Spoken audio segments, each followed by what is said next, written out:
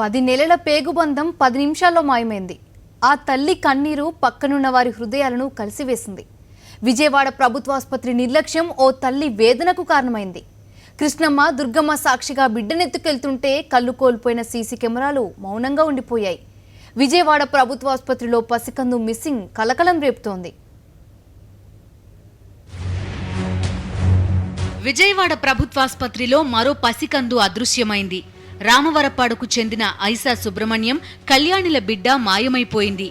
ప్రసవం కోసం ఇటీవలే కళ్యాణి విజయవాడ పెద్దాసుపత్రిలో చేరింది. 6 రోజుల కిందటే పండంటి మగబిడ్డను ప్రసవించింది.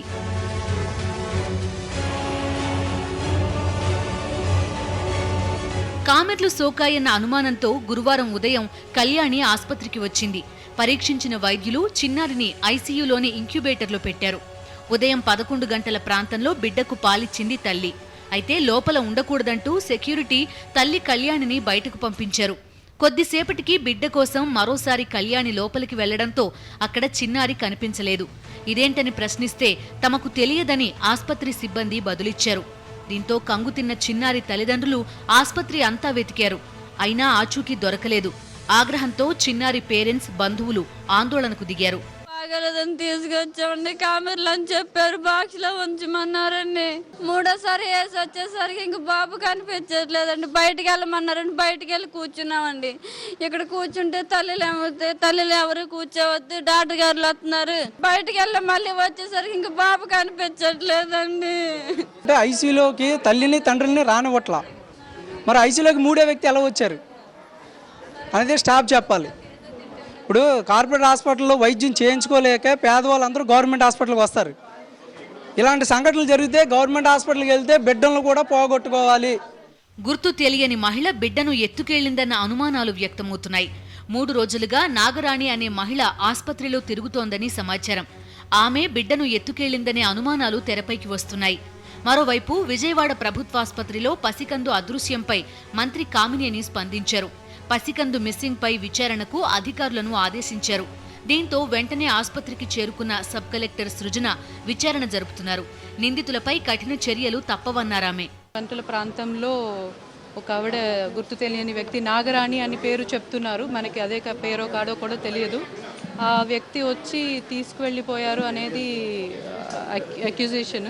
ప్రస్తుతానికైతే ఎంక్వైరీ మనం అందరినీ కూడా పోలీసు వాళ్ళ సహాయంతో అందరినీ ఎంక్వైరీ చేసి ఆ సెక్యూరిటీ ప్రైవేట్ సెక్యూరిటీ గార్డ్ కాబట్టి వాళ్ళ కాంట్రాక్టరు, సూపర్వైజర్తో సహా అందరినీ పిలిపించి కూడా కేసు బుక్ చేస్తున్నాము.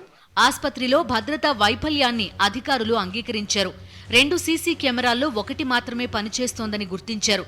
ఉన్న ఒక్క సీసీ కెమెరాలో మిస్సింగ్ దృశ్యాలు రికార్డ్ అవ్వలేదు.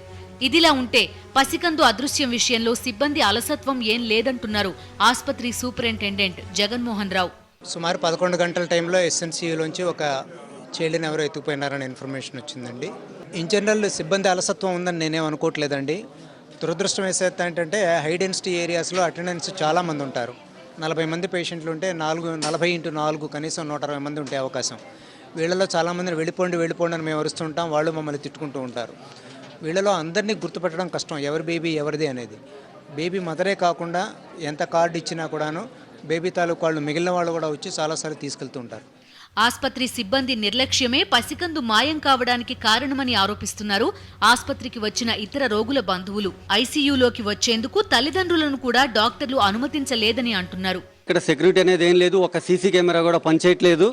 ఈ బాబు పుట్టి 5 రోజులైందండి. నిన్న కామెర్లని చెప్పి తీసుకొచ్చామండి. తీసుకొస్తే ఐసీయూలో పెట్టారు. ఈ రోజు పొద్దున 11 గంటలకి బాబు మిస్ అయ్యాడు. ఆ మిస్ అయిన విషయం వీళ్ళు చెప్తున్నా సరే కూడా హాస్పిటల్ సిబ్బంది ఎవరు ఏం పట్టించుకోకుండా వీళ్ళని బయటకి గెంటేశారండి. ఆస్పత్రిలో పసికందు మిస్సింగ్ పై రాజకీయ పార్టీలు మండిపడ్డాయి. వైఎస్ఆర్సీపీ నేత వంగవీటి రాధాకృష్ణ ఆస్పత్రిని సందర్శించారు. సర్కారీ ఆస్పత్రుల్లో చిన్నారులకు భద్రత లేకుండా పోయిందని ఆగ్రహం వ్యక్తం చేశారు. ఎంతో మంది వేల మంది తిరిగిన గవర్నమెంట్ హాస్పిటల్లో ఒక సరైన సీసీ కెమెరా కూడా ఏర్పాటు చేయబడడం అనేది ఇంత దౌర్భాగ్యం అని చెప్పి కూడా అందరూ భావిస్తున్నారు. మీ ఎట్టి పరిస్థితుల్లో సాయంత్రం లోపల ఆ పసికందుని మళ్ళీ ఆ తల్లికి మళ్ళీ ఇవ్వకపోతే మాత్రం అన్ని పార్టీలు ప్రజలతో కలిసి ఈ చంద్రబాబు నాయుడు పనికిమాలిన పరిపాలన మీద మాత్రం మేము పోరాడుతున్నాం. మంత్రి ఎవరైతే ఉన్నారో మంత్రి గారు కూడా ఈ హాస్పిటల్లోనే గవర్నమెంట్ హాస్పిటల్లోనే తిష్టవేసి కూర్చుంటాడు ఆయన. కానీ ఆయన చేసేటువంటి పనుల్లో కూడా చంద్రబాబు నాయుడు గారు భజన చేయటం తప్ప మరో కానే కాదు. అందుకనే దీనికి బాధ్యులైనటువంటి ఈ హాస్పిటల్కి చైర్మన్గా ఉండేటువంటి కలెక్టర్ ఉన్నారు. కలెక్టర్ ఏం చేస్తున్నారు అని అడుగుతున్నాం. మరోవైపు ప్రభుత్వాసుపత్రిలో చిన్నారి అదృశ్యంపై ప్రజా మహిళా సంఘాలు ఆందోళనకు దిగాయి. నిజానికి బెజవాడ ప్రభుత్వాసుపత్రిలో ఇది కొత్త సంఘటనేమీ కాదు. ఇలాంటివి గతంలో ఎన్నో జరిగినా సిబ్బంది తీరులో మార్పు రాలేదు. ఇదే మరోసారి బుజ్జాయి అపహరణకు కారణమైంది. అదృశ్యమైన తమ బిడ్డ దొరికేంత వరకు తాము ఆందోళన విరమించబోమని బాధితులు అంటున్నారు. మిస్సింగ్కు కారణమైన ప్రతి ఒక్కరిని శిక్షించాలని డిమాండ్ చేస్తున్నారు. జనరల్ డెస్క్, సాక్షి న్యూస్.